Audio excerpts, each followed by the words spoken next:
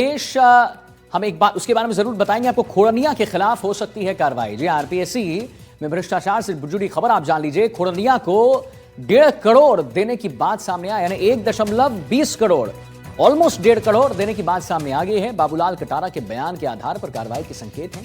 कांग्रेस नेता दिनेश खोड़निया पर कर सकती है कार्रवाई, सूत्र कह रहे हैं। एसओजी दिनेश खोड़निया को नोटिस दिया जा सकता है। दिनेश खोड़निया से हो सकती है पूछताछ। कटारा के बयानों के आधार पर पूछताछ हो सकती है। एसओजी बयानों से जुड़े तथ्यों की जांच में जुटी है। ठोस सबूत मिलने पर कार्रवाई जरूर होगी।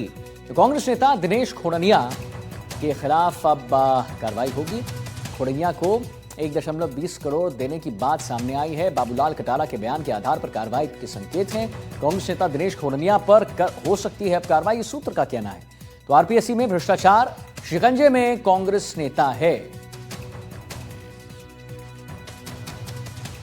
सुशांत पारिक हमारे साथ लाइव जुड़ गए इसी पर और जानकारी देने के लिए। तो सुशांत, एसओजी दिनेश खोड़निया को नोटिस दिया जा सकता है और पूछताछ हो सकती है, इनकी क्या संलिप्तता थी सुशांत, जरा उसके बारे में बता दीजिए आप हमारे दर्शकों को।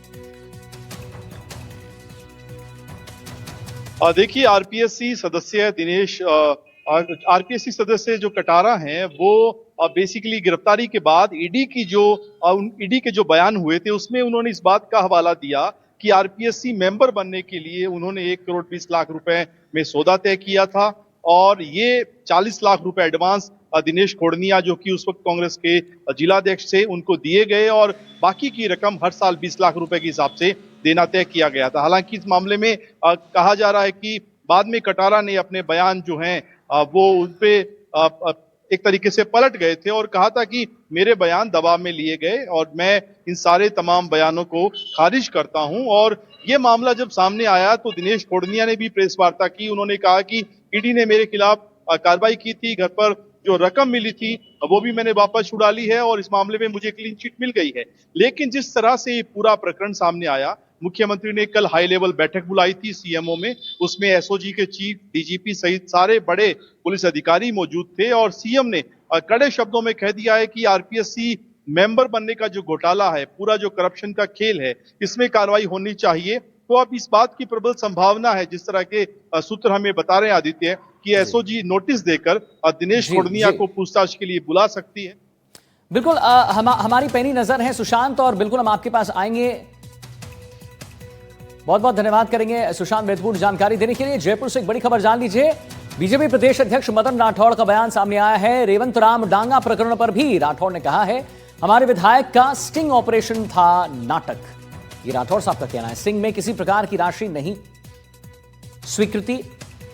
पंचायती राज और निकाय चुनाव पर भी बोले हैं, हम इंफ्रास्ट्रक्चर को भी मजबूत करेंगे, बीजेपी मजबूती से चुनाव में उतरेगी।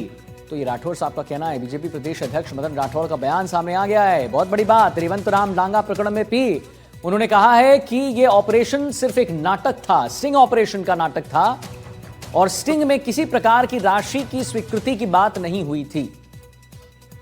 पंचायती राज और निकाय चुनाव पर भी उन्होंने बताया है, कहा है हम इंफ्रास्ट्रक्चर को भी मजबूत करेंगे। राठौड़ साहब का कहना। हमारे विधायक ने भी अपराध किया है, लेकिन वो अपराध था एक नाटक, स्टिंग ऑपरेशन एक नाटक था जिसमें न तो कोई